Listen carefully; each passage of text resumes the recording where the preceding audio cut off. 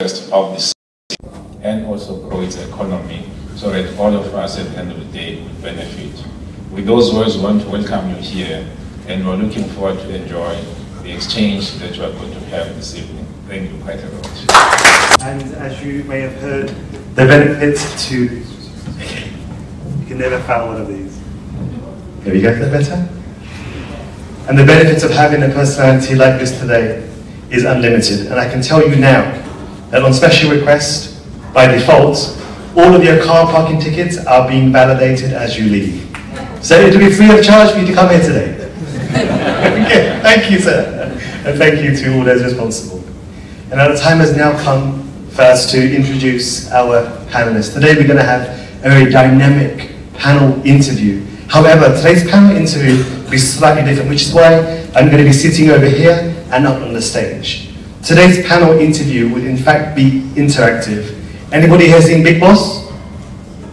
Hands? Yes! You are going to be part of today's panel. Every point that our speakers mention, I'm going to ask you for your views. And please remember, it is perfectly fine to disagree. By disagreeing, we can at least try and represent others who may also have that same opinion. And in doing so, maybe strike a balance with our thoughts and the points of views of our panelists. So without any further ado, I'd like to firstly welcome our first panelist, who will be seated literally past me on the first chair. And this is going to be Dr. Nardev Jagmohan, a family practice doctor here in Durban. Please, round of applause for Dr. Jagmohan. And following swiftly behind him is going to be somebody who I'm sure most of you here are very familiar with. He's a professor and a director for the research and innovation at the very prestigious Regent Business School. Please put your hands together very loudly for our second panelist, Professor Swami.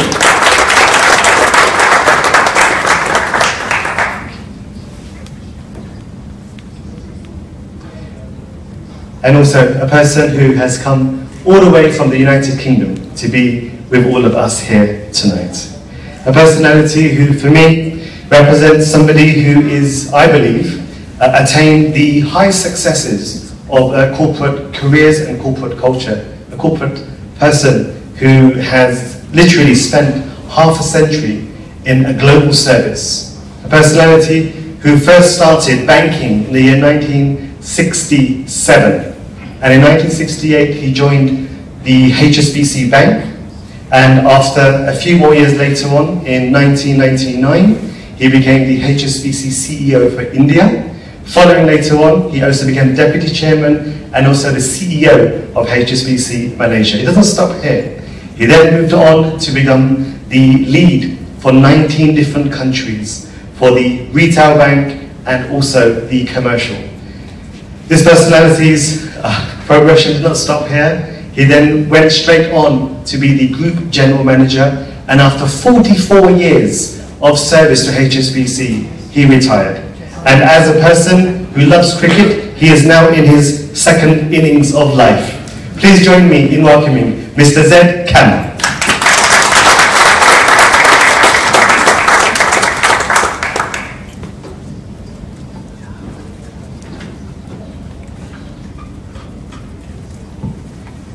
And last but very not least, a personality who has brought all of us here together. It was this person who came to London and attended a very similar event. And being inspired from that event, he wanted to share the values, the insights that such a group of panelists can provide to a wide range of audiences. And therefore, this person had the vision, as he has been doing so for many years, to invite us here so that we can offer the wisdom from such a topic here in Durban. And as I said earlier, we also had Cape Town. This personality is very unique in many ways because he had the courage, he had the bravery to do something which I for sure cannot do. And I know many people who would just not be able to do that. And what is that? It is not being a banker. It is not being a lawyer. It is not being a doctor or a professor. It is being a person who has dedicated their entire life for others. And this is not just a formality. This this person's daily activities, this person's cloth, this person's choice of path, all expect of this person to be a personification of the value of something which is very difficult to cultivate, the value of renunciation. Renunciation means where you give up your own life's comforts for the comforts of others. And when I mean by others, I don't just mean me and you. I mean for nearly 40 years, traveling to every country on this globe, inspiring, uplifting society, helping people who are not from his family, community, or race. Because this person follows the ethics of Vasudhaiva Kutumbakam. The entire world is my family. Regardless of what color, what background, whether you have money in your pocket or you have no money. You are equal. And this person has been not only teaching, but he follows the example of equality. And this message he has been spreading to literally tens and thousands of people. He does not spend more than a few days in any country. And if you try to follow him on the internet, you will get lost. It is impossible to track him down. There is so much more that I can say. This person is also the elect chairman of the Governing Body Commission for the International Society for Krishna Consciousness. The purpose of this institution is multiple, and today you'll hear some of those. If I was to, in my very feeble attempts, try to summarize, it's very simple. How to make people happy. How to make people satisfied. How to cultivate genuine love for not only the human race, but every walk of life, every living entity. How to be completely unconditional. The messages are multiple, and today you'll hear some of those. Therefore, it is with a great abundance of joy that I request you all to kindly welcome His Holiness, Shripad Bhakti Charu Swami.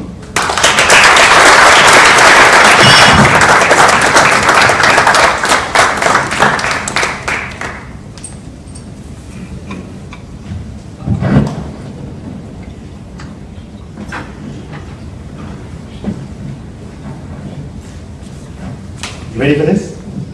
Okay. So, we spoke about the topic, wealth, money.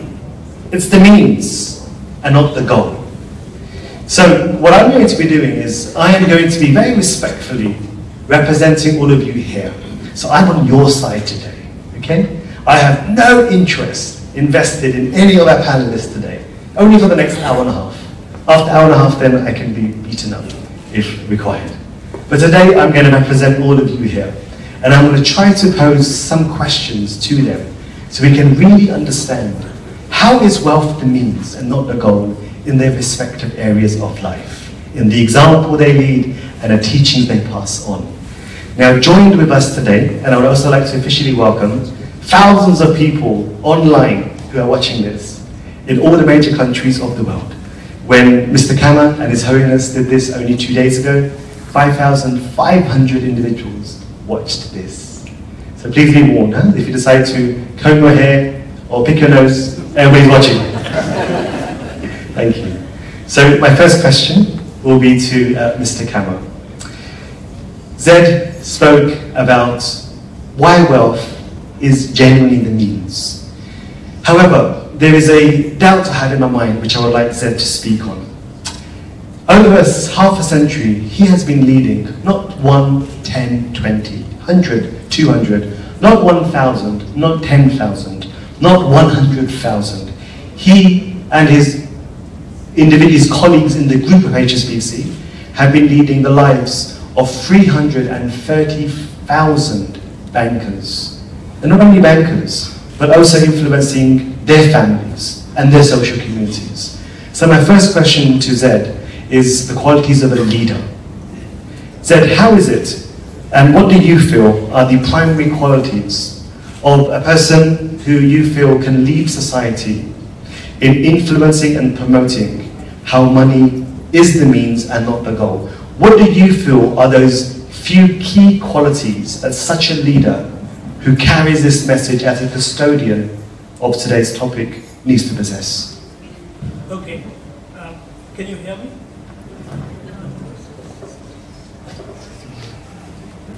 hear me now? Just 1 minute. Yes. I think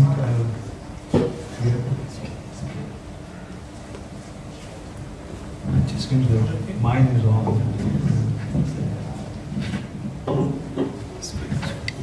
Okay, now. Is it on? Yeah.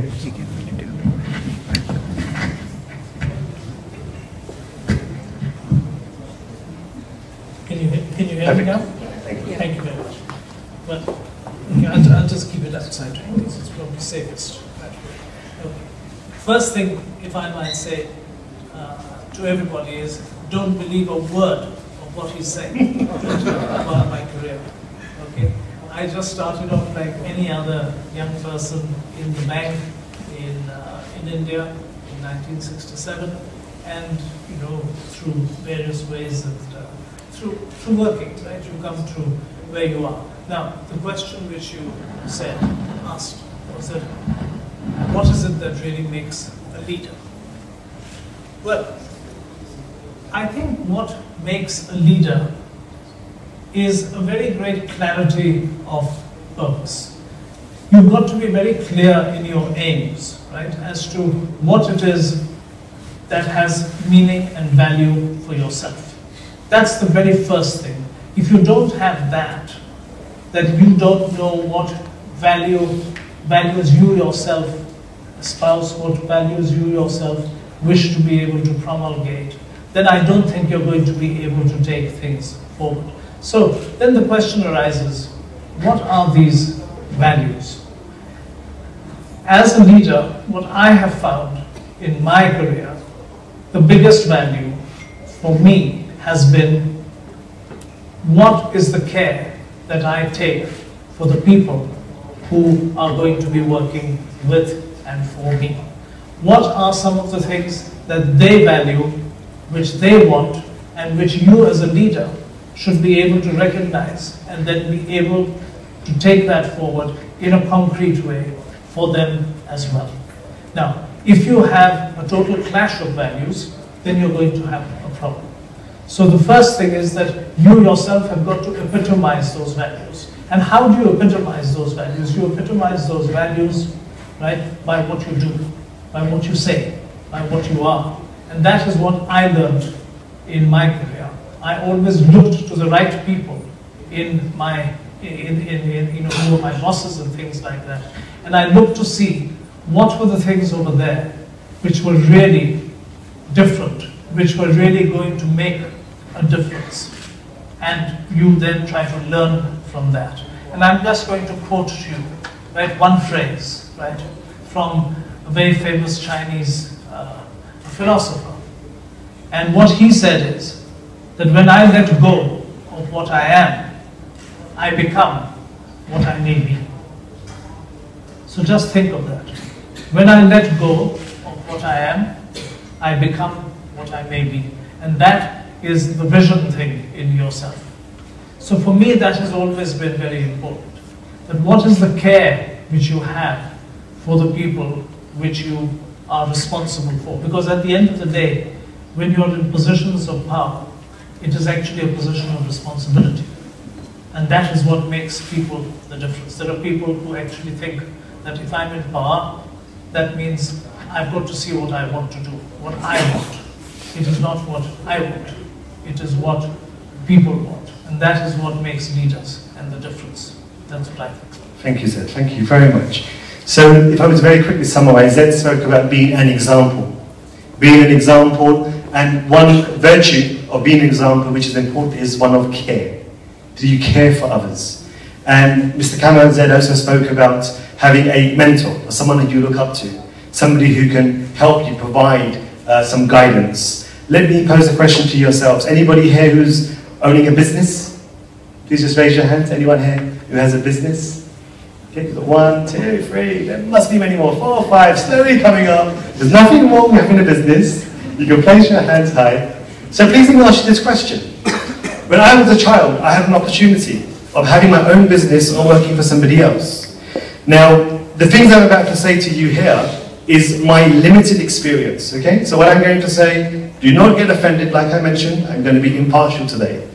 In owning a business, I have noticed that you are your own boss, okay? And you have to do things just to break even, and sometimes make a profit.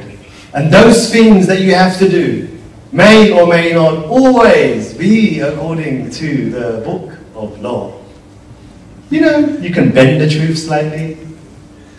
Anybody here would like to make a comment on this? Is that true? Anybody here disagrees? Please raise your hand. So we all agree. Fantastic. Let's now go to our professor about bending the truth.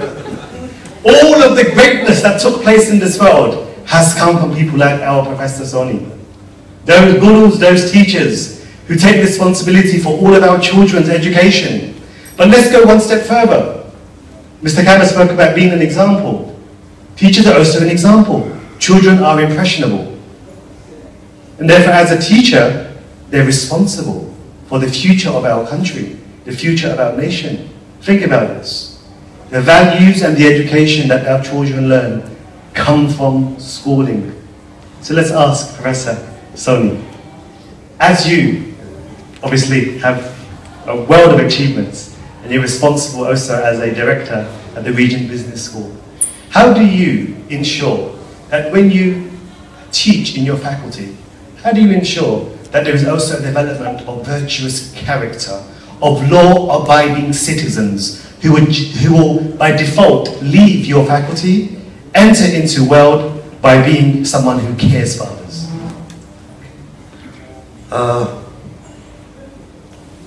As a professor in a business school, I confess to having precipitated the kind of crisis which the world experienced in 2008. And I think we all know about it, where major banks folded,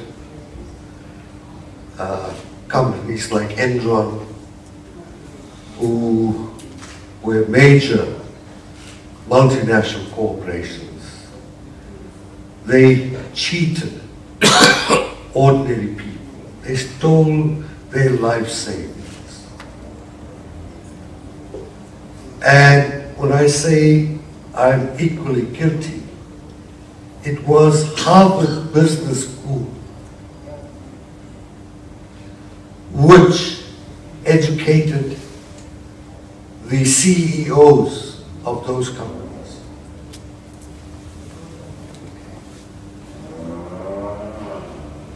What they did was to say, you have to prescribe to the principles of capitalism, which says you have to make profits. But they went one step further. As a CEO of a company, you had to report that you made profits and you increased those profits continuously. So CEOs learned very quickly that in order to survive in that world, they had to make profits at all costs. And the neoliberal system which pervades the world today does precisely that. It is very opportune that we're having this conversation because today in Davos, in Switzerland, they're talking about the same issue. There are major participants from government, from the business sector, civil society, and the key theme of this year's World Economic Forum is about responsive and responsible leadership. It was quite obvious. They've realized that it was their leadership that created the mess we are currently experiencing. So as a professor in a business school, we firstly are championing the idea of social responsibility. Secondly, the issue of ethics and morality. Whereas in the past it was an appendage to the core curriculum, we've now embedded it. So that if you are teaching, say, management, you would have to incorporate the whole idea of ethics into this curriculum. If you're teaching any other aspect, you would have to use the idea of ethics to make sure that people realize that there's nothing wrong by working and making a profit.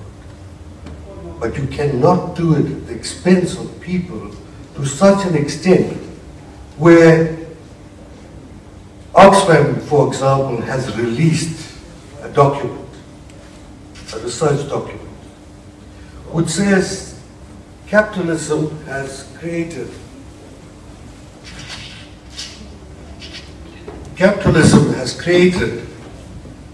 such inequalities that in South Africa there are 3 people who own more than half the wealth of this country.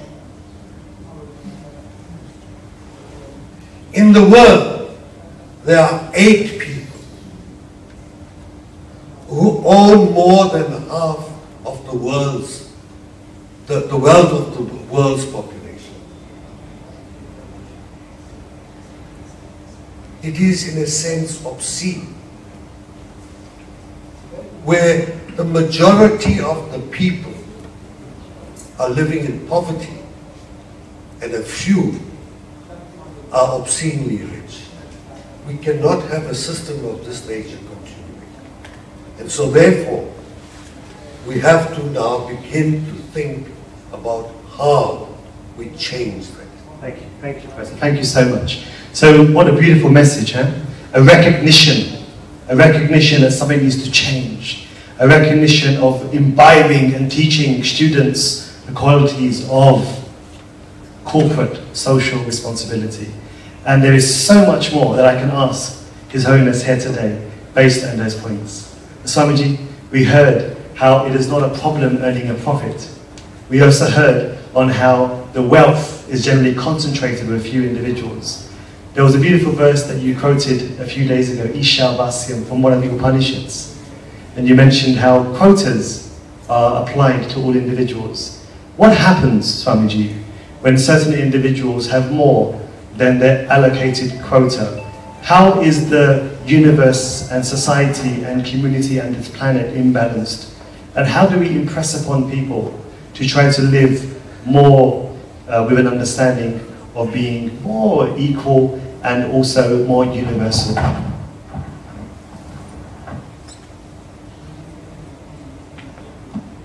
Well,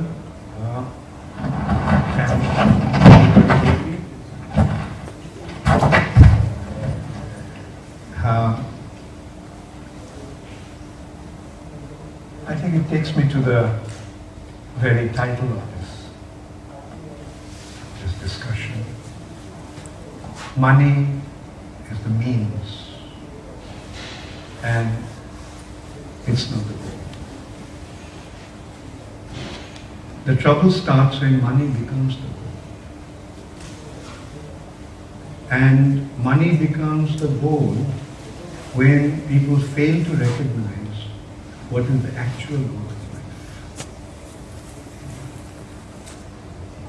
And in order to find the actual goal of life, we have to go to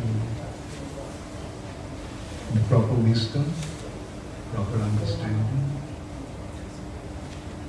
And according to my understanding, at least we derive this knowledge from the Vedas. The Vedas are giving us the understanding that how to fulfill our desire in a proper way. Why? Because fulfillment of desire is actually the goal. Fulfillment of desire is actual success. Fulfillment of desire is what leads us to happiness. When our desires are fulfilled, we feel happy.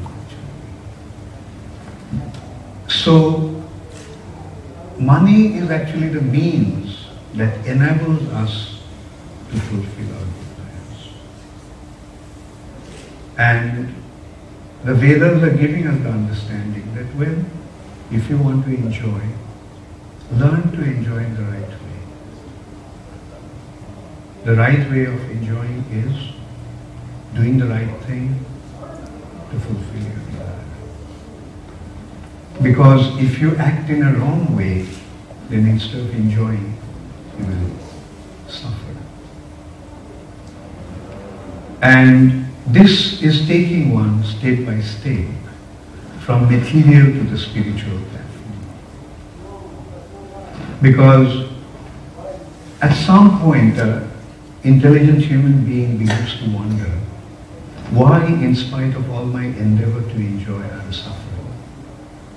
That question leads him to probe into the real purpose of our existence and the real nature of this material nature. What is this material nature?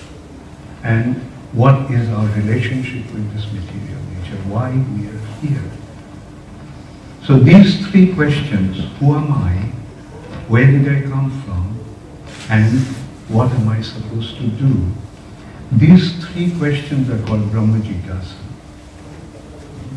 the spiritual inquiry in simple words. Who am I? Where, and to understand who am I leads to where did I come from?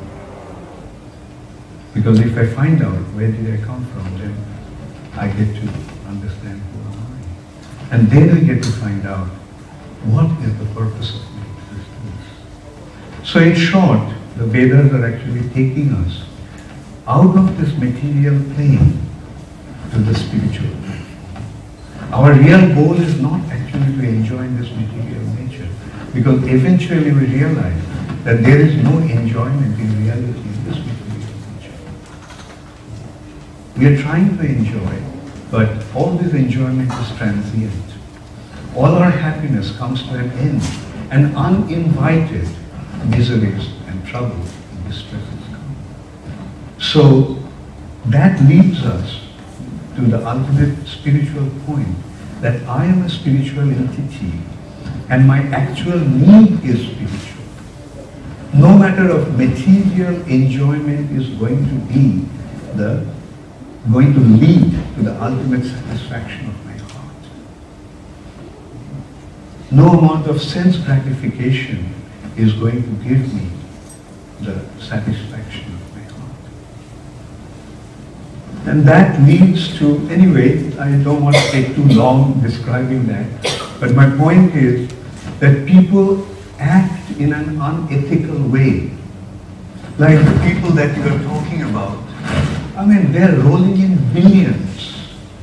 I mean, they won't be able to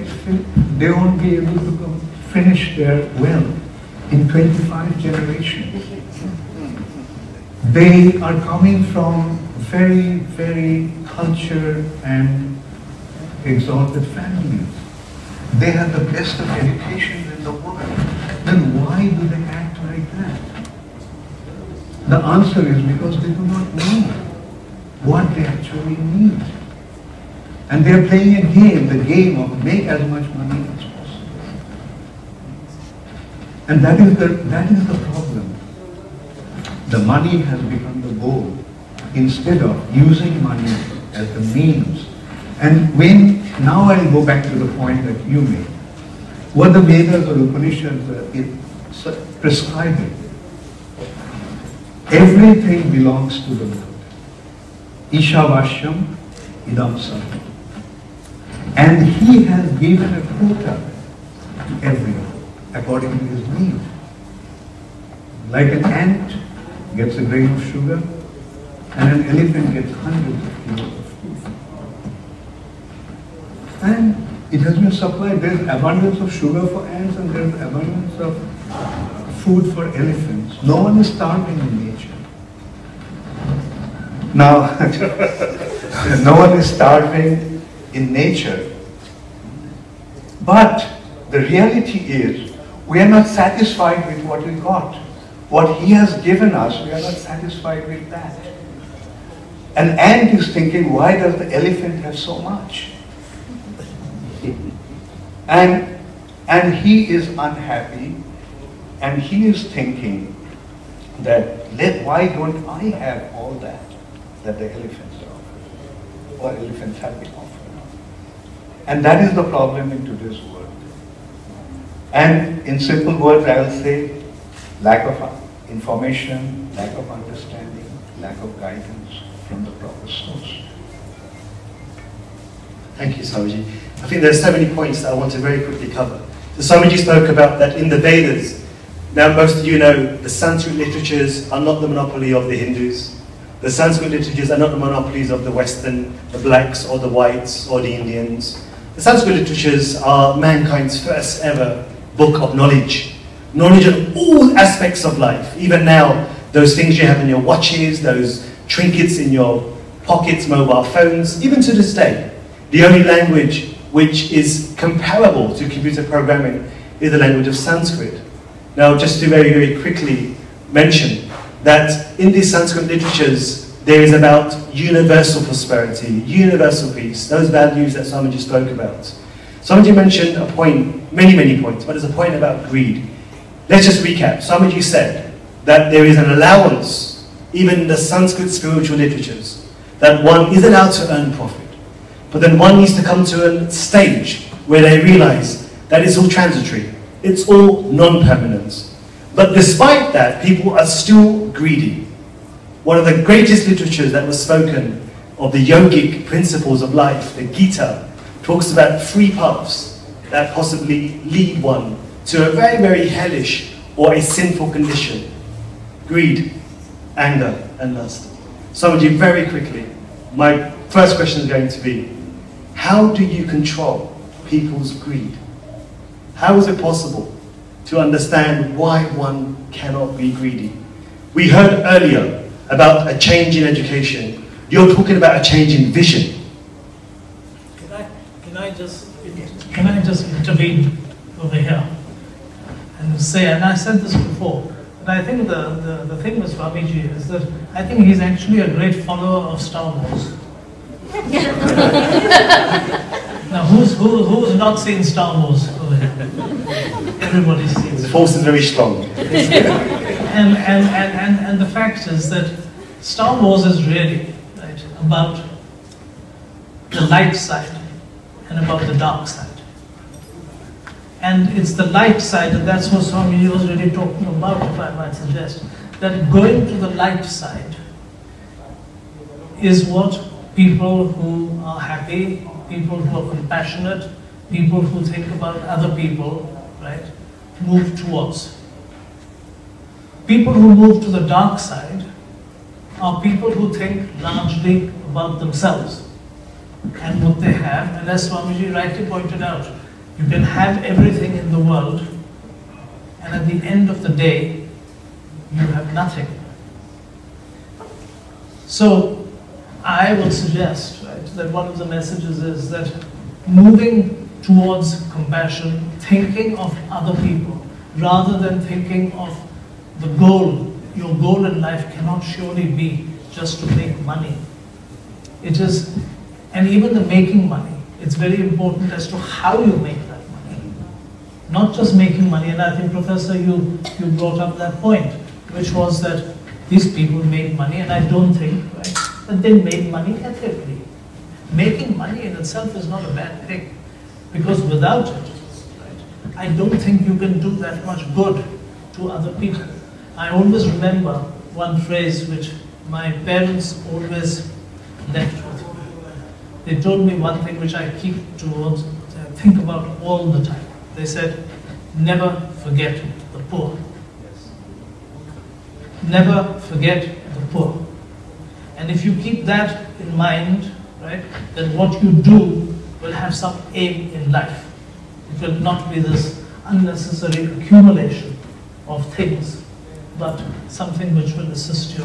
I'm sorry, Swami, I interrupted over here, but I just felt that, your earlier message for me has always given me this thing about the light side and the dark side of life. Thank you. I never asked the banker because we never believed that bankers can be saints. But here you go, the saint answers. Absolutely. We learn more about it then, more and more. So Swamiji, agree. How do we develop a vision, a genuine vision, for us to understand, number one, that we can be greedy, and how do we impact a change in that greed attitude? I'll take the cue from Zed's point, the light side and the dark side. Again, I go back to the Vedas.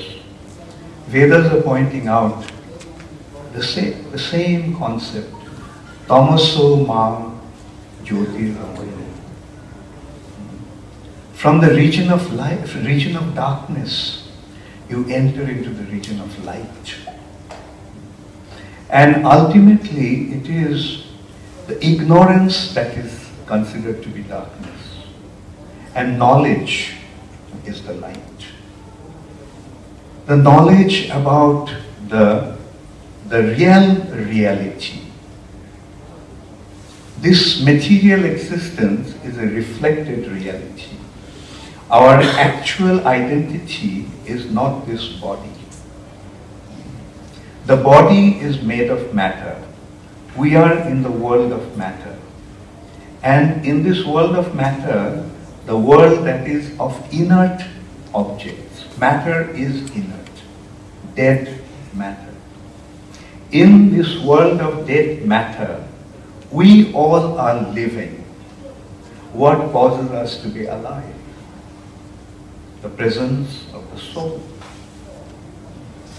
It is as long as the soul is present in the body, we say that the body is alive.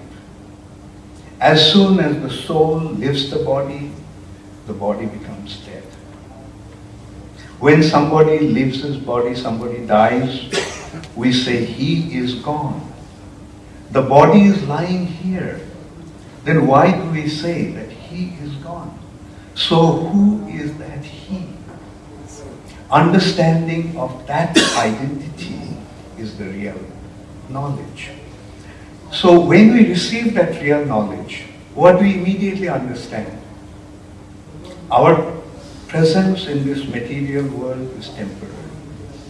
One day I have to go away from here. And when I leave this place, I won't be able to take a single thing from here. The other day in Cape Town, I gave an example of Guru Nanak. Guru Nanak is, I'm sure you all know, the leader of the Sikh community. Guru Nanak was invited by a very, very wealthy person. And when he went there, he found that there were many flags hoisted in front of his house. So he asked, what are these flags for? What do they signify? And he was told that when this person accumulates 1,000 gold coins, he puts up one flag. So all these flags are actually indicating how much money he has accumulated, how many gold coins he has accumulated. So while leaving, Guru Nanak gave this person one needle and told him, please keep it for me and I will take it from you when I need it. So he said, when you'll need that? He said, in our next life, I will ask you to give it back. So he said, how am I going to take it to my next life? So he said, oh, you won't be able to take this needle with you in your next life. How are you going to carry on? So that is the reality. No matter how much we accumulate here, we won't be able to take a single penny from here, a single cent from here. And that understanding, makes us aware of what whatever we have, we must share it with others. There is somebody whose need is more than mine. And that's why, the Vedic culture is so important. It's so important to establish that Vedic culture. What I actually mean by Vedic culture is the proper spiritual culture. And that is applicable to all of us. And by accepting that, we simply improve our existence here. So Vedas are actually, in the Vedic culture, when somebody prepares food in his house, he first offers it to the Lord. And then it becomes the remnants of the Lord of Charu. And then he goes out on the street and he announces, declares loudly, the food has been offered in my house. If anyone is hungry, please come and take food. And in this way, he would first feed the guests, and then he would take the food with his family. Now tell me, in that society, can there be any scarcity? Can there be anyone hungry? So now the consideration is that in order to develop that kind of attitude, we have to develop proper relationship with each other. And that relationship is established properly when we all recognize that we all have a common Father, God. And in relation to Him, we all are related to each other as brothers and sisters. As you use that expression, Vasudhaiva Kutumbakam. The entire Vasudha, entire planet, is one family. Not only the human beings are related to each other, everyone living in this planet are related to each other.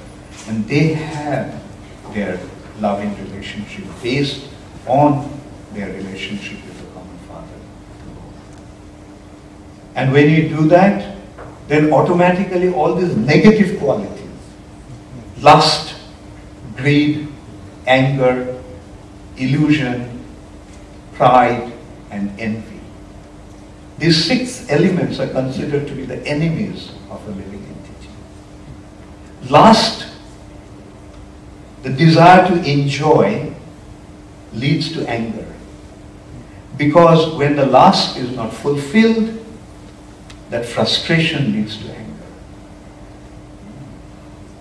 The lust leads to greed. And when we don't get what we want, we become angry. Lust, greed, anger, and then we become bewildered, illusioned.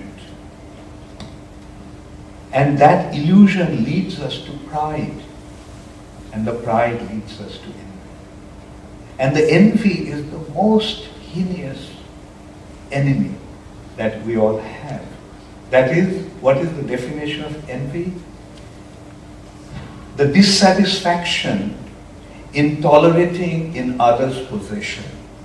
Why does he have, why not me? And and that is why the most important consideration is to get rid of envy. And the envy can be conquered by appreciation and generosity for others. Thank you. Thank you, Swamiji. How about that? Something really amazes me on how things can be so systematical. Swamiji, yes, I cannot summarize, but I suppose in essence he's talking about to create a vision, you have to practically apply spiritual values. And he gave many examples of that.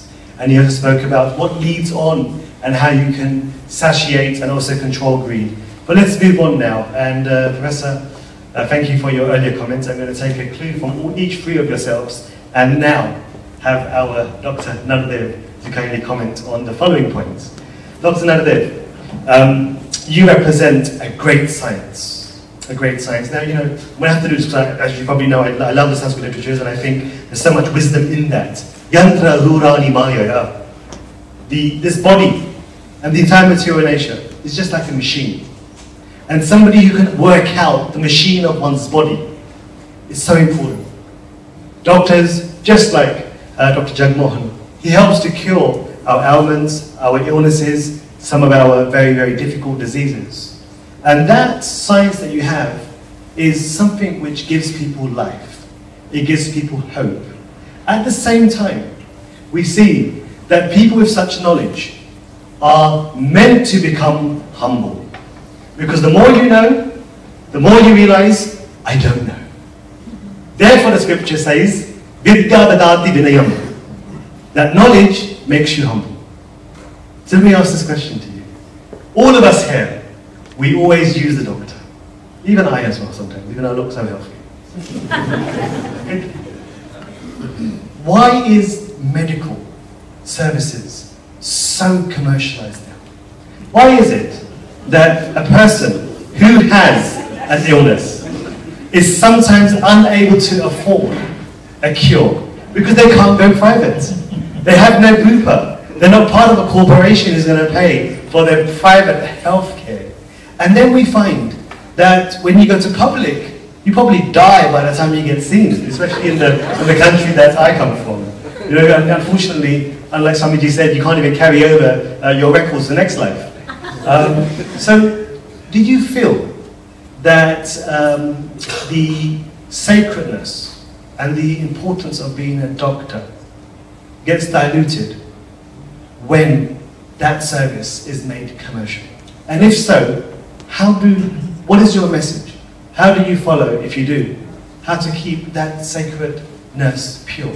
So it's not just bankers. No, it's not just bankers.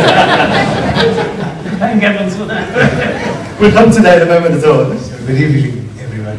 Such a loaded question. I've been set up for this.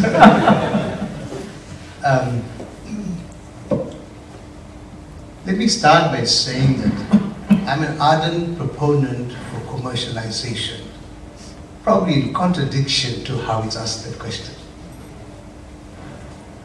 Commercialization of healthcare and medicine has actually created innovation. It has created opportunities for technology to advance, created better ways and efficiencies of doing what we otherwise do. And commercialization creates competition. Competition drives down costs, and competition improves deliverables. So, having glorified commercialization of medicine and saying that I endorse it fully because I am in the private sector and I have seen both sides of the spectrum. I worked in the state sector, whereas our good program director has been saying that you wouldn't be caught dead entering the state sector. We see that it is an absolute necessity because the vast majority of the population in this country in particular do not have access to quality health care. And therefore, that is the responsibility of the state to provide appropriate and affordable health care. And those resources will come from the taxpaying public. So having medicine commercialized, firstly, removes the onus of burden from the state for a large sector of the population that is making use of those services, relieving the burden on the state. And secondly, those people who are able to afford private health care are also the tax-paying public, constitute a percentage of tax-paying public, which is now subsidizing and paying for the health care for the poor and indigent. So it is, the mix of both is necessary. Absolutely, I believe that without a shadow of doubt. And as economies develop and mature, the need for the state's intervention in healthcare will get less and less. Thank you, Doctor. Taxes, very interesting question, especially to a banker over here. Taxes, the country which I come from, there's lots of pigeoning going on. Anybody here close to taxes in this country? Anybody know anything about taxes in this country? Do people pay their taxes in this country? No, sometimes? Or every time? Every time! Okay. So, our doctor, and thank you for that answer. The commercialization helps to reduce costs, provide a better healthcare, and of course, there's people that can afford a better healthcare, end up being the ones that pay taxes. This is a massive business which is aimed at helping people. Professor Soni, do you like the idea of making or approaching this subject matter as a business, even though it's for the welfare of people? Keep in mind the point that Swamiji mentioned, that money should not be the goal, but just the means. See, we've become too educated in the Western system itself. And so we begin to believe that it is the only solution. I want to go to case study of Cuba. During the heydays of the Cold War between the United States and Cuba and Russia, Cuba realized that in order for it to survive, it would have to change its systems and the way it thought about healthcare. So instead of using someone's poor health as a means to a slot machine, what has happened in the Western world, healthcare has been commodified to such an extent that when you walk into a private practice, doctors now seem to think that that's my money because I'm going to provide the service. In Cuba, they turned it around. A small island nation. They said, let's take it the other way around. We will allocate a doctor to a particular region. And that doctor will be rewarded by how well the people are in that region. Not by how sick they are, but how well they are.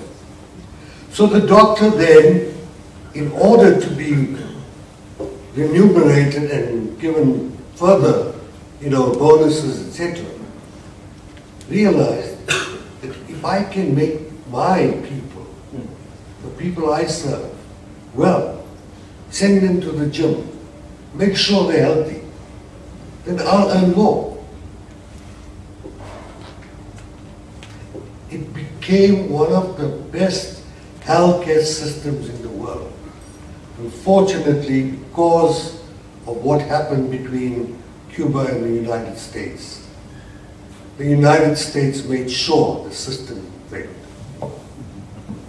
Thank you, Professor. This is a very interesting point which I want to ask Swamiji to comment upon, because Swamiji is at the moment pioneering this system of providing holistic care. But before I come on to that point, I really wanted to mention this because my wife happens to be here. She was an Ayurvedic doctor. She's very much against the Western medical system. And it's a very interesting point because according to the Vedic culture, doctors are remunerated in the exact way that you said. If the state, or the country, or society is free from illnesses, then the local sovereign or the state provides all the necessities to the doctor.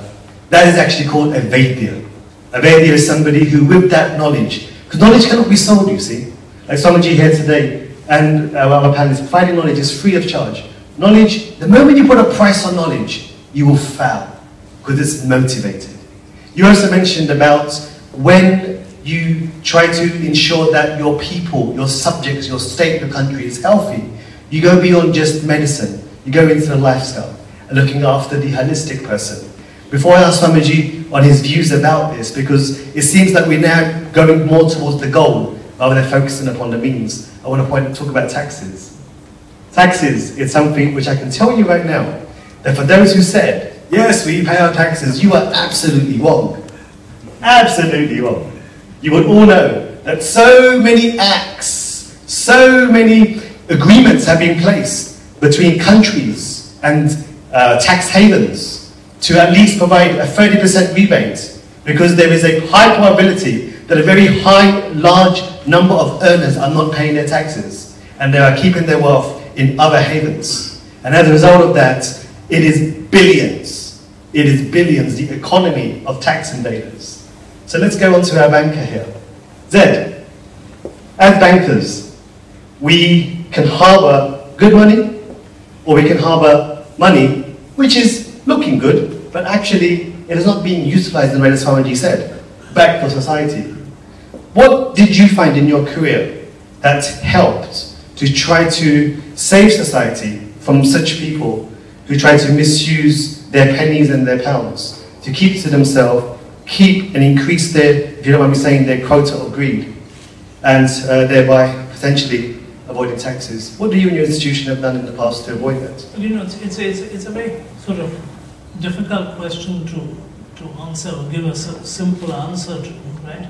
To say that you as a banker, if you're receiving money, right, you know, is this money which is tax evaded money, or is it, well, the answer to that is, right, that every day, as you know better than I do, right, that we are trying everything under one's power to make sure that you are able to get the correct source of funds of people.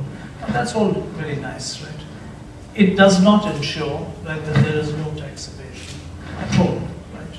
Because tax evasion, as you know, is assisted even by laws. So the question comes in, is it evasion or is it avoidance? Right? So there are all these subtleties. I don't profess to be able to give an answer to that. I think that if you as a person know that something is being done which is wrong, right, in whichever profession you are in, then it is your duty not to accept that or not to allow that to take place. I can only give you an answer of that kind, because if I was trying to give you any other answer, it would be rubbish, right? But the fact is that you know, right, sometimes when you're dealing with people, that these are not people you should be dealing with, right? And it is your duty then not to do so, right? Okay? But to say that, are you going to be the great guardian of this, right? I don't think I can actually, say that to anybody, that are we doing all the right things? Very often you're trying to do the right thing, but it doesn't quite work like that. It's a very, I don't feel very happy with my answer to your question, right?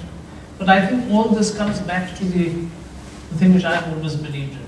Every human being knows themselves what is right and what is wrong.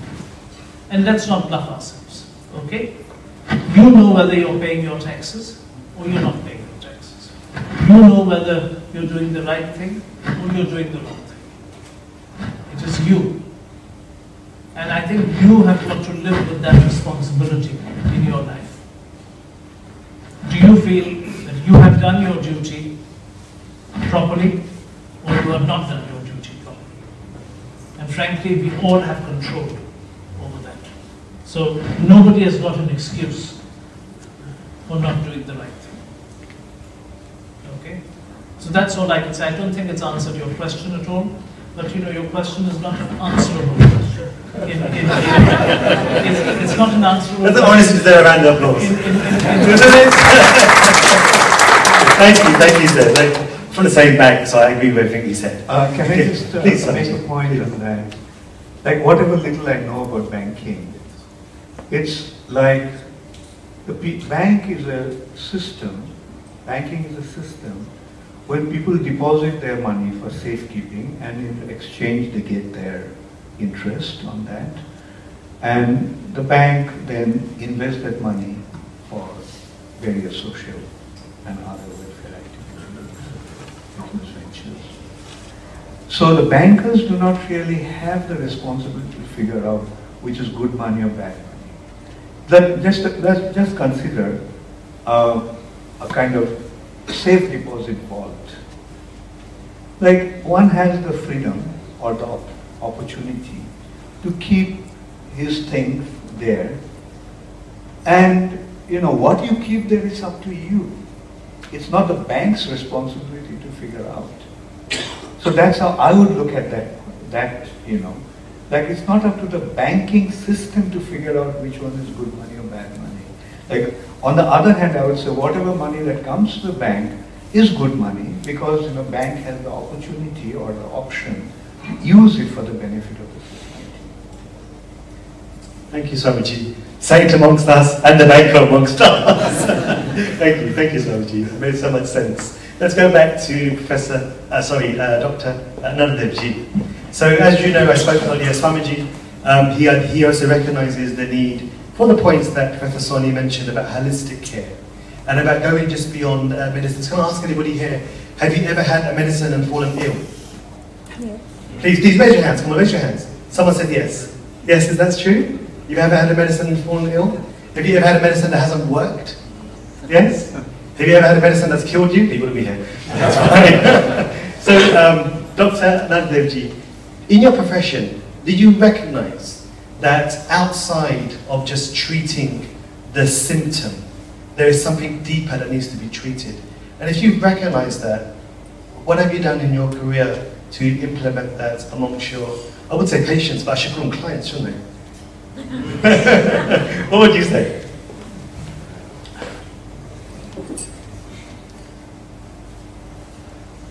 I think, you know, for me, practicing as a doctor has opened my eyes and my heart to the suffering of humanity.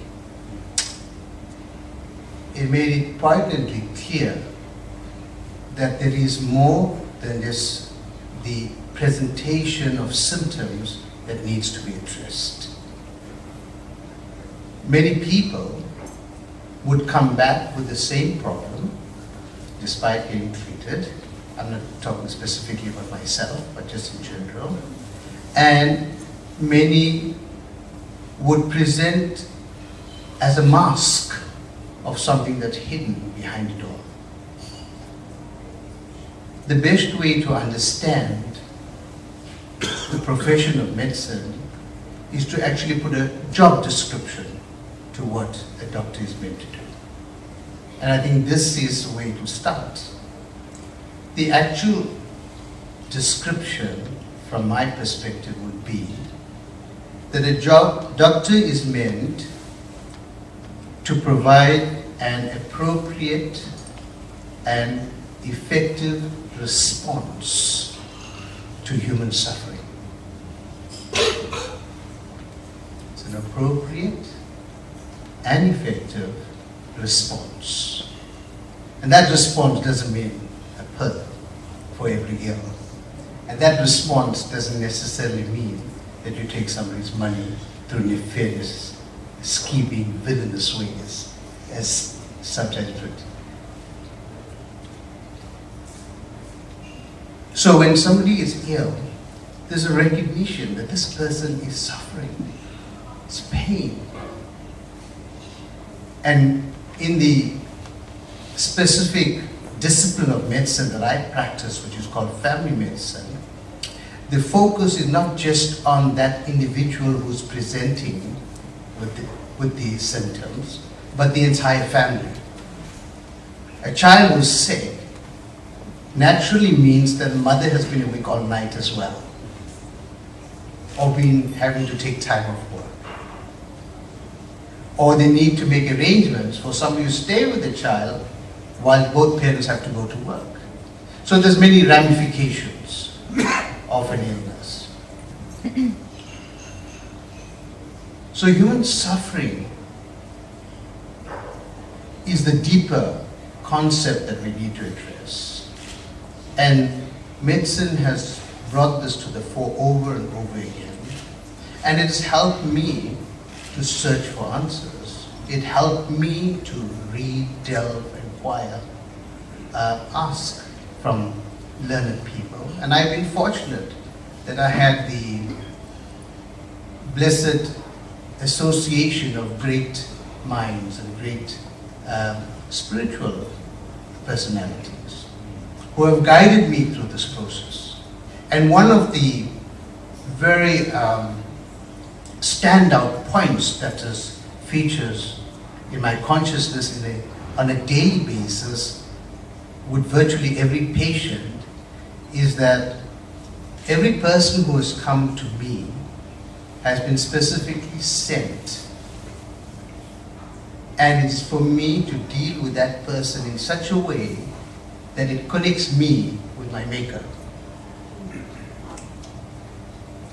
So this helps me to keep my feet on the ground, it helps me to be level-headed, but it also reminds me of my own limitations. Thank you, Doctor. It's absolutely amazing to hear how you treat and see your patients through a spiritual perspective and the responsibility which comes with that. Moving on to His Holiness. Swamiji, you spoke about the need to create a spiritual revolution within oneself. You spoke about the need to practically apply spiritual values. You also mentioned about how the importance of going just beyond the day-to-day necessities of each other and trying to understand that we are something beyond this body, namely a spirit soul. So my question to you, Swamiji, is that most people here, and even myself, what we feel is that the more spiritual we become, this is not a correct interpretation, but it's just my personal assumption, which I'm trying to represent here. The more spiritual we become, the more detached we become from our responsibility, or as Professor Soni said, corporate social responsibility. We become more detached from responsibility to heal and fix this world. How is it possible, firstly, to become spiritual, awaken our spiritual identity, yet be a regular part of this world? And how? Regular part of the world?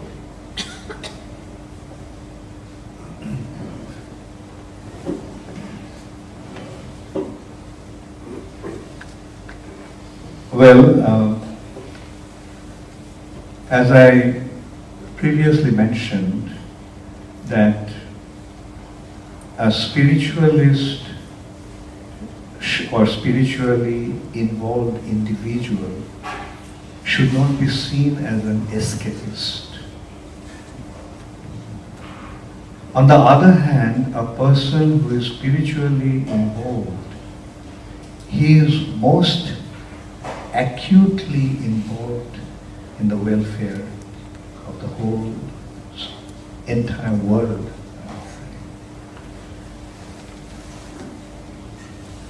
When we recognize that I am related to everyone, I have certain responsibility towards everyone, then how can he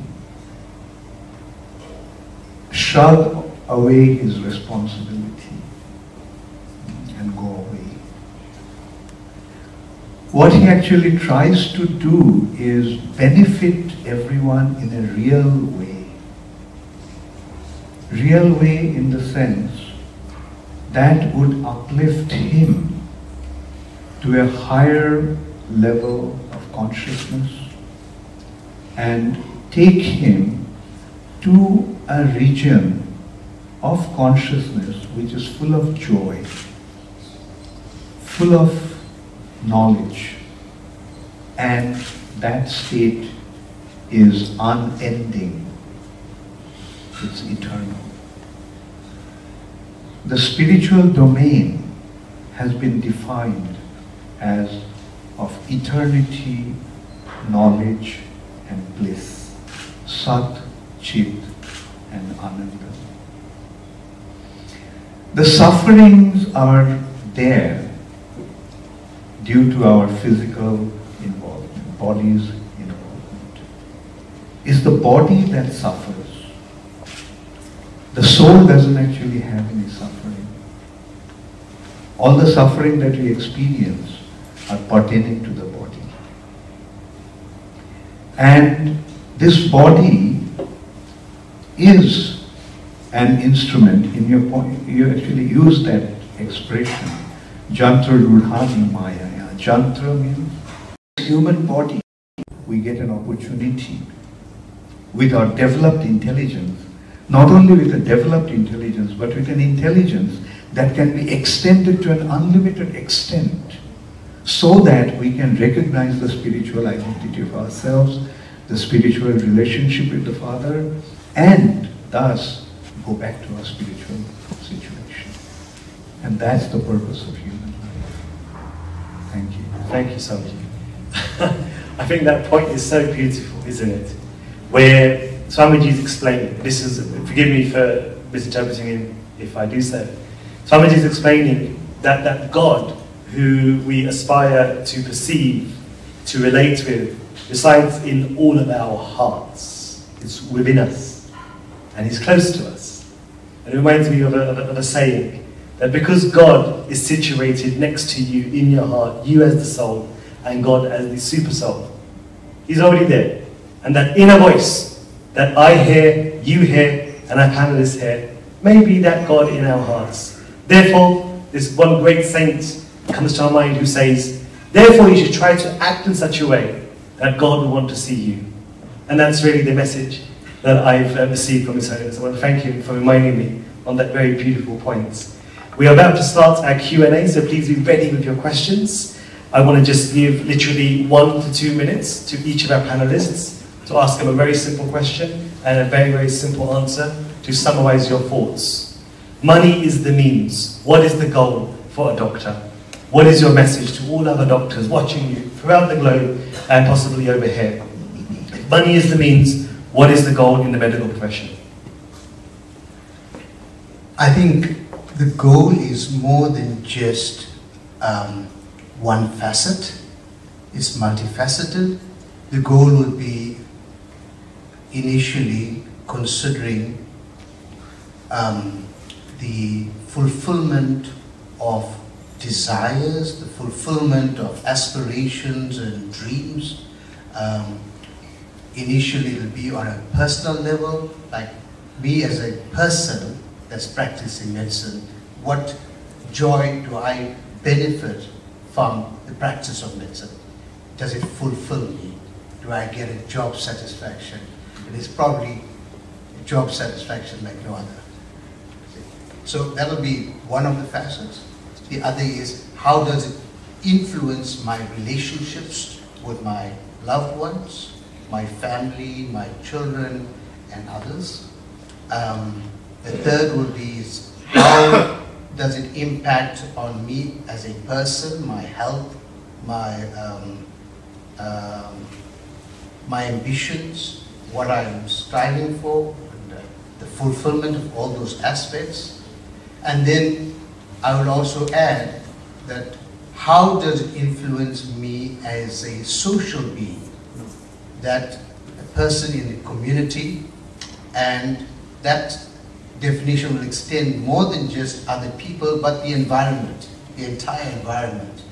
How do I harmonize with the environment? And finally, how does the practice of my profession enhance my relationship with God?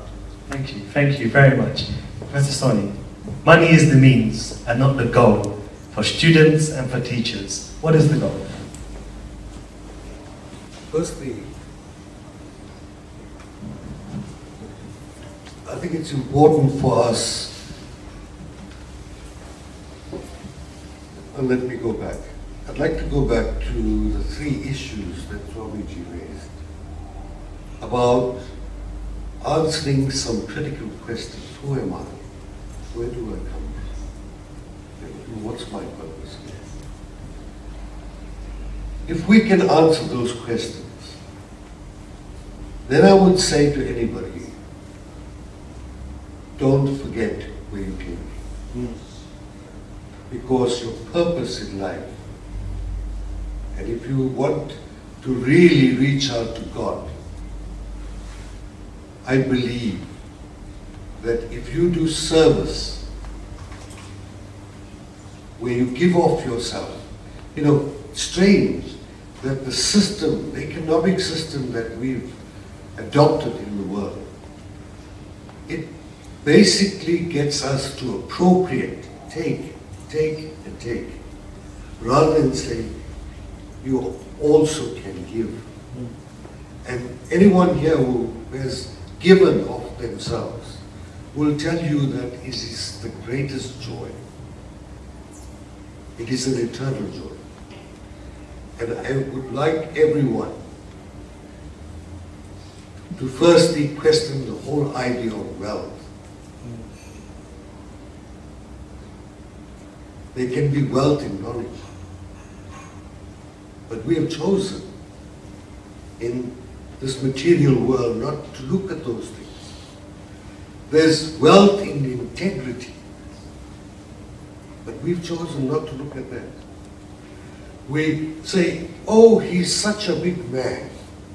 He's such an important man. Based on what values? It's largely that person is a very rich person.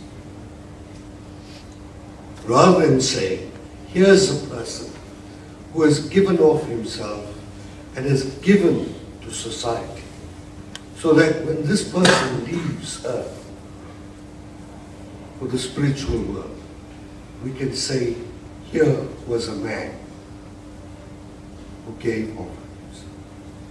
Thank you, Professor Sonny. It's an absolutely amazing point to get to. Just very quickly, if there were two books which have given rise to this concept, the concept of self-realization, the oldest books that have influenced so many philosophers across the world, you come to the Gita and the Vedanta.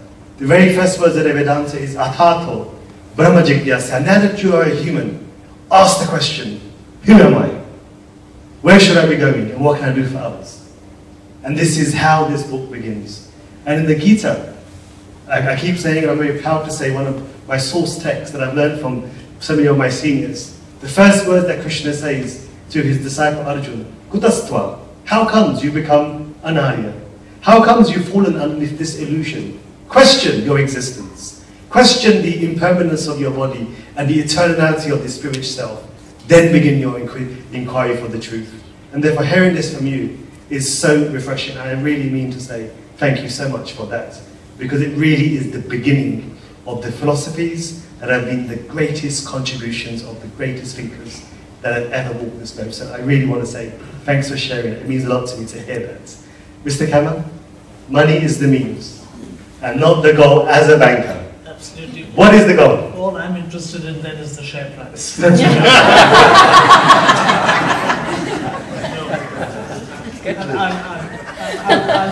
I'll answer that question and give you just two examples, because you know we can say all these things, right? It's very nice, right? We've got to be able to say that there are people who do these things. For me, one of the people who has been for me one of the greatest examples, right, is a gentleman called Jamshedji Tata. Okay, you've heard of the great Tata Empire. He was the pioneer, right, of that. What did he say at the end? What did he say? What comes from the people must go back to the people. That is the essence, right, of the Tata ethos, even today. Even the great fight which has taken place, which you all have heard about recently, has actually revolved around exactly that.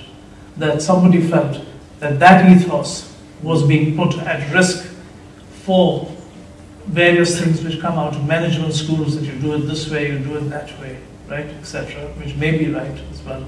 But for this group, the ethos is what comes from the people must go back to the people, right? And it does not necessarily, unfortunately, reflect in share price and things like that. And finally, I just you know, I'm sorry if Swamiji's heard this too often, right?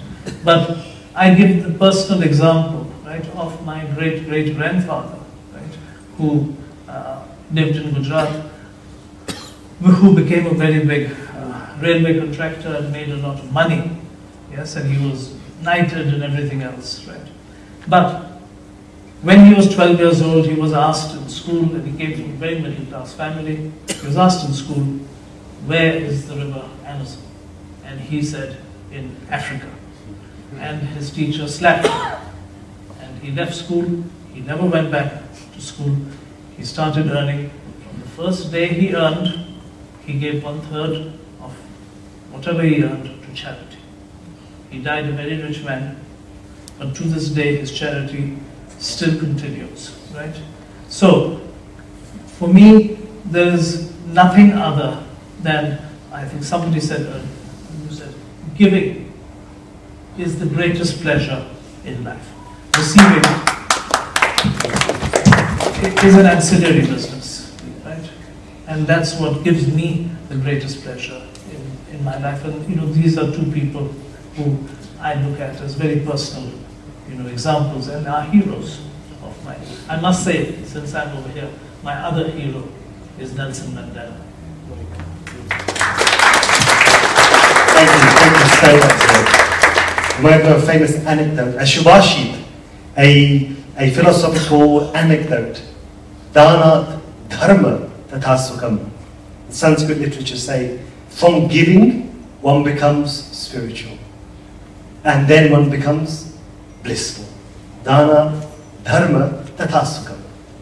Swamiji, in close, what is your message to all of us here and for those thousands of people watching online?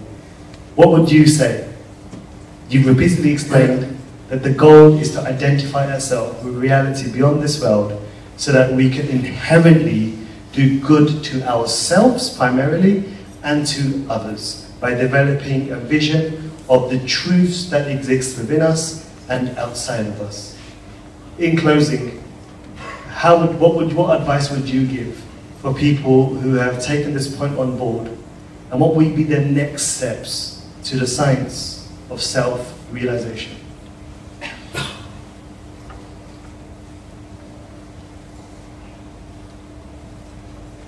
Knowledge is available, and that knowledge actually leads us to the real purpose of our existence, or the knowledge of the real purpose of our existence is of absolute necessity. This knowledge is available. The books are there, and appropriate teachers are there.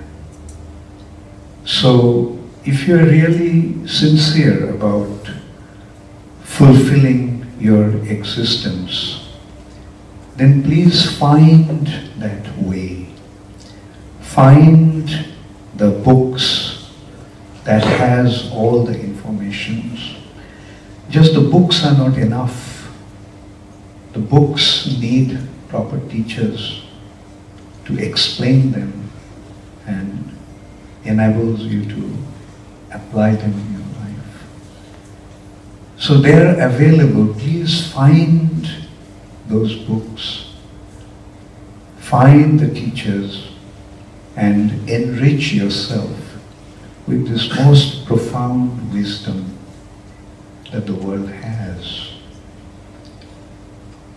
I was searching at one time. I was traveling all over India. I was in Europe before, and at some point I became interested in spiritual life, and I realized to pursue that spiritual life I have to go back to India. I went back to India, and I was totally disappointed. When I came to India, I thought that as soon as I come back to India, I would find the teacher who would take me by my hand and lead me to the path. And eventually, when I came back to India, and I couldn't find that person whom I could have complete faith and confidence that he is the one who can guide me and to whom I could completely surrender to.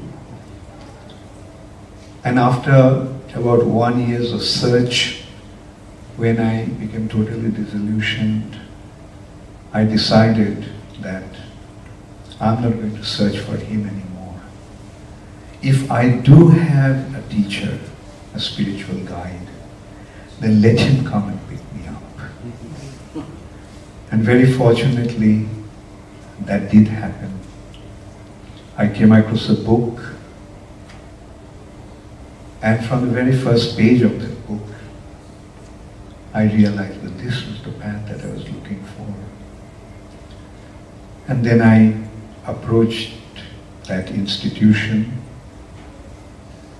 and at that time, I committed myself, and I arrived there in the temple in the evening, and the next morning I shaved up.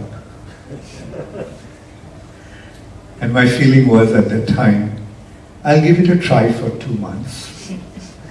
By that time my hair will grow, and if I don't like it, I can go back.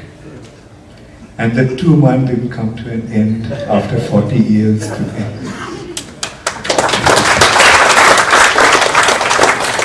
Rather, with the passing of time, my conviction is becoming stronger, and other experiences are there that makes me realize that yes, I have found the right path. And so my last message, or my earnest appeal to all of you will be that if you are searching, please let me know. I can take you by your hand and lead you to that path because I found it. Thank you all very much.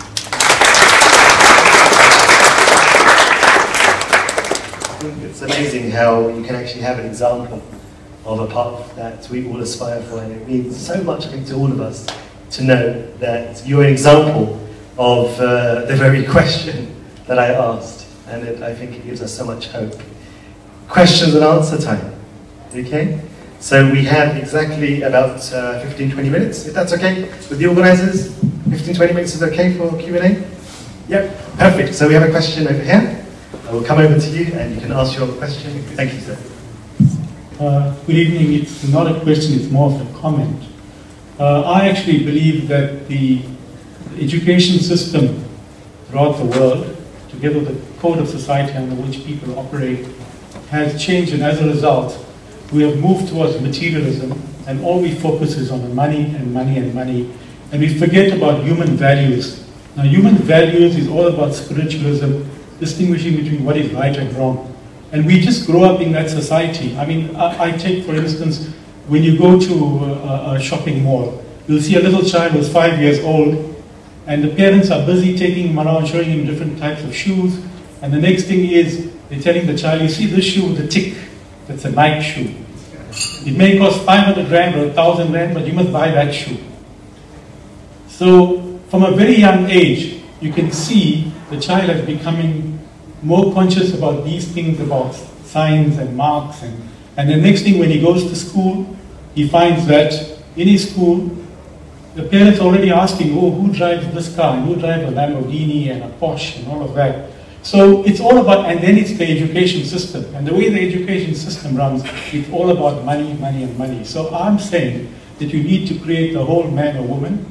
Part of it is materialism. Yes, you do have to make a profit, you do have to make money, but you have to be fair, and hence the other aspect of human values that comes into play, which says that you must look at what is right and what is wrong. You must look at the whole thing about compassion and the moral issues that go along with it. And if one has that kind of balance, then we'll have a much better society. Thank you. Thank you so much, sir. Thank you very much. Zed, I have to ask you to comment on that because you're very much aware about the commercialization of wealth and people who follow such marketing campaigns. What is your view on this? Well, I think you're absolutely right. But all I can say is that I don't think, in a very practical sense, you're going to be able to ensure that your children, right, are going to be immune to all the influences outside. The only way you can shape that is through the life which you lead and the example which you give them. And I don't necessarily believe that if you've given your child, a pair of shoes that cost 30 and somebody's given a child, that only costs 5, that is better or worse. That is a value judgment at the end of the day. What is important is what are the values which you are imbuing in your children? What are the thought processes which they see, right, coming out of yourself and your actions? Because at the end of the day, remember, you are totally responsible for everything that takes place within yourself. You can't keep blaming third parties about all these things because as human beings, the thing which distinguishes us is that we each have choice. We must make those choices. And if we make those choices, our children in turn, right, okay, through our example are going to learn. But you're not going to be able to banish material societies. It is how do you operate in those societies as a person and as an individual, and what is the influence which you have on other people. And that's what great people have done. They've lived in very difficult societies, but they have been different in what they personally do and what are the values which people take from those people. And that is our duty in life. And I come back to, I was told very simply by my parents just one thing, right? Don't forget the poor. I come from India. Okay, I'm Indian. Great country, etc. But there are an enormous amount of poor people there. And we've got to think about that every day. If you try to keep that in your mind and do things, not just think about it, you've actually got to do things, even small things. Those are the things that make differences. Thank you, Stephen. Thank you, sir, for that wonderful comment. Any other questions that we have in the crowd? Please raise your hands. If not, I'll have to do the big boss style. यदि आपके पास कोई प्रश्न है, तो कृपया बोलिए. Anybody would like to make a comment or a question? Okay, well, I have to walk over all the way to my wife because I have asked her to make a comment on your view to Dr. Nardev. Please. It doesn't seem to be.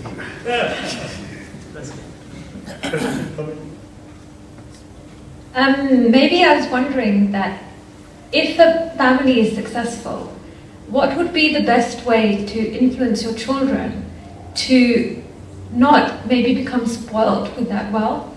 How could you teach your children the values that they can enjoy this wealth that the parents have created, but also to have the ambition to create it for themselves? Told you it would be a fantastic question. Please, Dr. No. She asks me this every day. My first thought is that you be the example to your children. What you do will determine more than what you say. So that will be the first thing. So if you want them to cultivate the values that you want, then let them see it in you.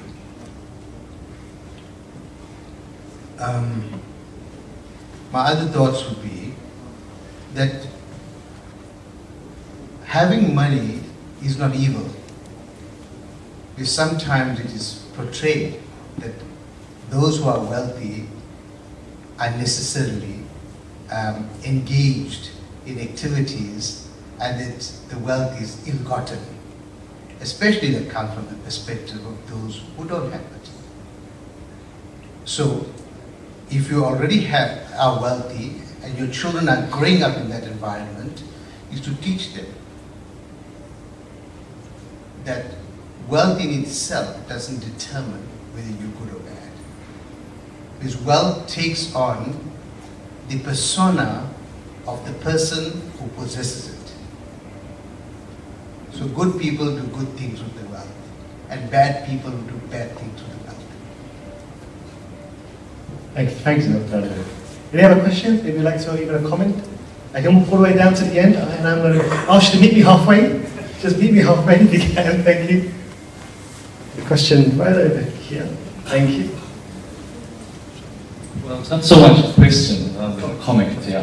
From my experience, I'm a doctor by trade, and I recall that when I first started practice, coming from a humble background, the temptation at the time of the starting of your profession is there to cheat and not to make your money, to get ahead. But I think the overriding factor at that point is for you to have a reality check at that point and put everything in your life into perspective, that I will not cheat and I will provide a service. And from my experience, this is what I've done. And this leads you to a better, evolving a better quality of life and the way you evaluate your surroundings. And strangely enough, I think it is one of the factors that provided me a very happy environment, happy family, happy spiritual master. And I think all of these things come as a result of a reward from a higher power. And therefore, my comment is that if I can give advice to the younger generation, is not to fall prey to commercialism and the conditioning to make money, because that is, once you fall prey to that, it's a slippery slope downwards. And I'm talking from my experience. Thank you very much, Dr. G. Yes, please. Yes, of course. Very convenient. What I'd like to say is that after listening to all the speakers, what I'm going to take away today is something, is it Zed? Yeah. What Zed said initially when you asked him about leadership. And he said, a leader, a good leader, something to that effect, will have to have values, but the most important thing is he has to epitomize those values. And everything else that Swamiji said reinforced what Zed said. So that's what I'm going to take away from tonight. About values and ethics being embedded in a curriculum, like Professor Soni said, I just think that if the teacher, the lecturer, does not really understand that in a spiritual way, as Swamiji has been relating to us, you will not be able to convey that to the students. And that is why we're still living in a competitive world. And money is everything. That brings me to what Professor Garaj said. He says, this is what parents do, and they take children to a store and, and they're shown all the things with brand names and whatever. I was at a conference not long ago, and I asked somebody a very similar question. We are trying to do so much in the cultural field to keep, our culture going and to keep ourselves engaged. How do we keep our children engaged? And he very straightforward told me, you don't need to keep the children engaged. You keep yourself engaged and they'll follow. That's what he said. Thank you very much for that comment. Professor Soni, would you like to say something with regards to that? No, I fully agree. Thank you. Anybody else like to make a comment or a question? Don't be shy, we've only got a few minutes left. Anybody else? Please, you just please stand. Thank you.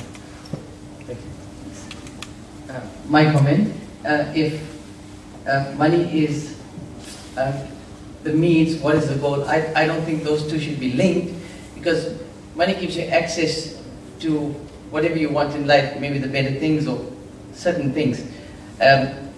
So why should money be linked to a goal? I think the goal is your value systems, your ethos, And to be rich, I don't think it's about money, but to be rich is about maybe having a positive mental attitude, having sound physical health, creating harmony in human relations. Those are the things that make you rich. Money is a byproduct. If you do all the right things, maybe that's your goal, to get some money.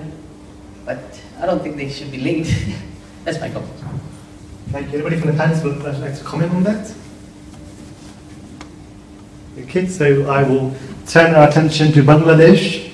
We always have questions from around the world. I will do one question.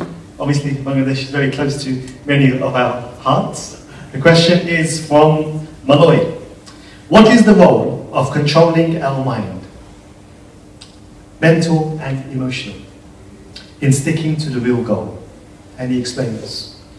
What normally happens is the person is blown away by the temptations or glitters of this world. So the question is, what is the role of controlling our mind in sticking to the real goal? Swami, that looks like your kind of question.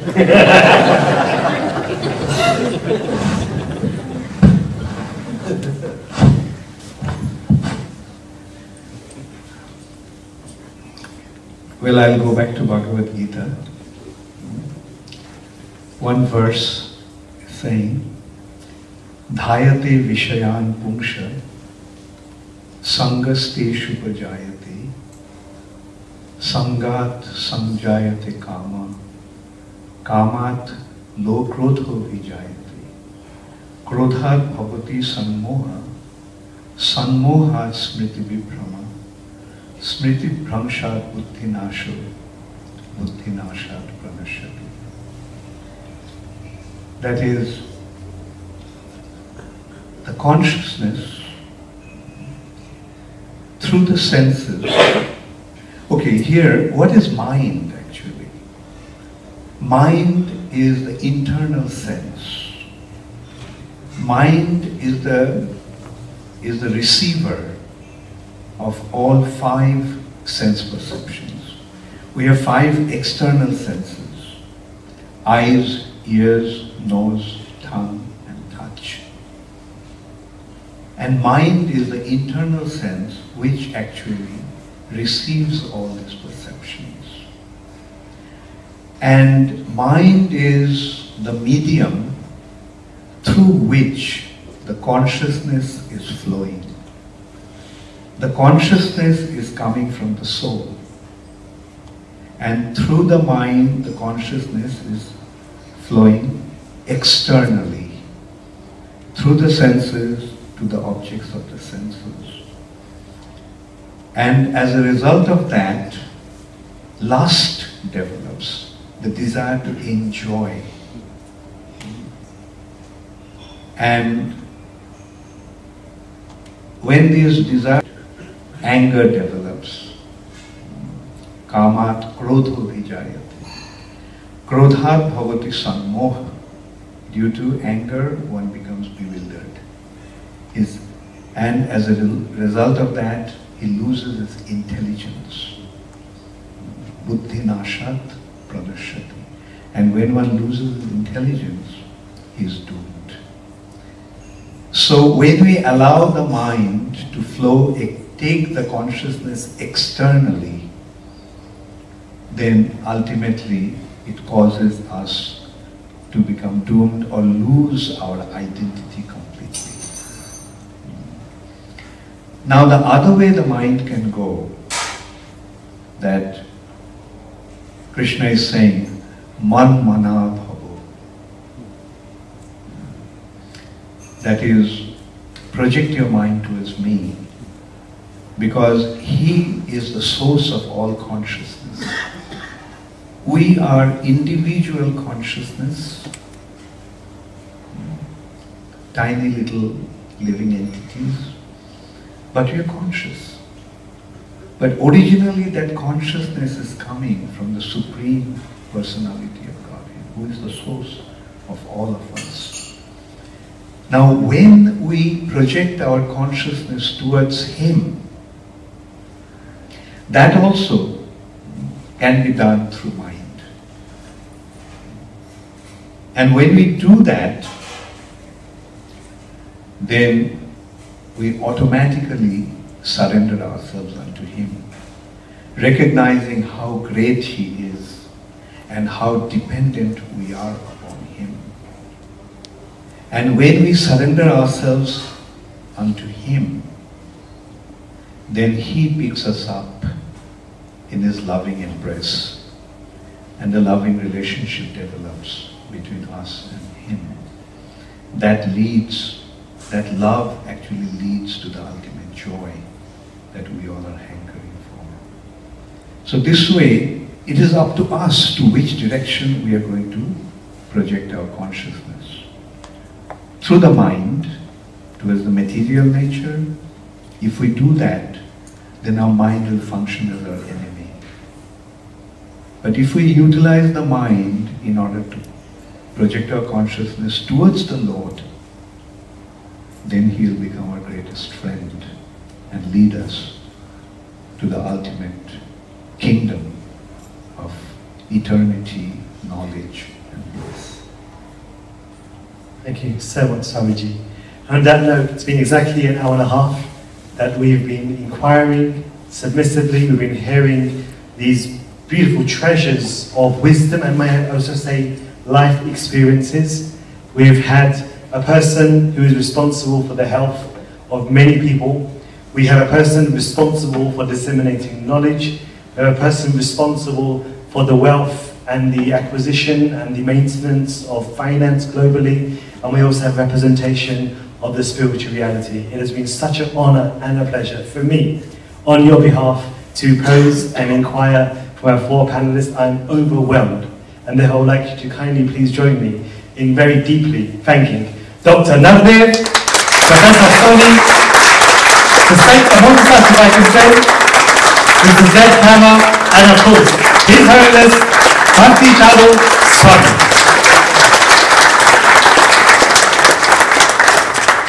And to close, I would like to now request Dr. Shunil Ramjatan to please come on and say a few words. Thank you.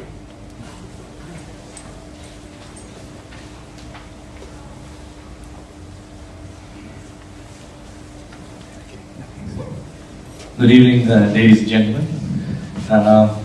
I've been tasked to do the vote of thanks, and it gives me great pleasure to thank you all for attending this very unique forum. Much of what has been discussed, of course, will leave us with a lot of thoughts to ponder and give us ammunition to improve our lives going forward. So, on behalf of the founder, Charu, of the International Society of Krishna Consciousness, His Divine Grace A.C. Bhaktivedanta Swami Prabhupada, we would like to express our gratitude to our distinguished guests for attending, taking time off your busy weekday schedules to attend this forum. So firstly, to the deep sense of appreciation that I'd like to thank His Holiness Bhakti Charu Swami for giving birth to this type of discussion, which is very unique to our environment, and to awake our understanding of for the purpose and duties of the human being in this era, and to realize the necessity to live our lives appropriately. So thank you very much. This whole concept that you witnessed this evening was the birth child of His Holiness Bhakti Charu Swami, and has been wonderfully accepted throughout the world, and we've had great success, and I'm sure Radha Raman here will testify to it. Also, I'd like to extend a special thank you to the Honorable Head of Department of Parks, Recreation and Culture, Mr. Temko Singh Nkobo, with whom we hope to foster a long association going forward with many of our cultural events. And to all our special guests, we hold you in the greatest esteem. I would like to acknowledge the time and effort that was put in by our panelists, the moderator, with whom this would not have been a success. So Mr. Zed Kama and Surinder Shandeya, I know him as Radha Raman Prabhus. We have come from far and wide. Earlier when I was speaking to Radha Raman, he he said that people had warned him not to come to Africa, South Africa in particular. But I think he's changed his mind now. So thank you very much. We really appreciate you for taking this risk. Professor Dhiru Soni, we really appreciate your input today and apologize for giving you such short notice, but you've done extremely well. Dr. Nardev Jagmohan, who's been a very close friend of mine for many years, and thank you for accepting this invitation to participate. Really appreciate it. And so to the service providers, a sincere thank you to Corey and the team from Coastlands for accommodating us so well and helping to make this a success. The sound and recording was expertly handled by Wesley and the Gearhouse team. Thank you very much. And I'd like to extend my gratitude to Prem Vikash for so meticulously arranging this event to be live streamed throughout the world. The advertising, printing and design for all the marketing material was choreographed by Randir from Pandey Print. Thank you, Randir. We can always rely on you. Thank you. And thank you to all the service providers for their enormous cooperation in organizing this event. Without your assistance, we couldn't make this possible. To all my friends, thank you very much for helping put this together, and especially to Himanga, sitting there quietly in the corner. Thank you for all the logistic arrangements. He's been our strength for this meeting. Thank you, Himanga. And I'd like to place on record my hearty thanks to all persons that I may have inadvertently not thanked and mentioned here. And I cannot thank you all enough for attending and being part of this interactive forum. And it's been a pleasure to host you. So we've come to the end. If you would wish to ask in an informal fashion questions to the members of the panel, you're welcome to. And thank you very much, and a safe trip home.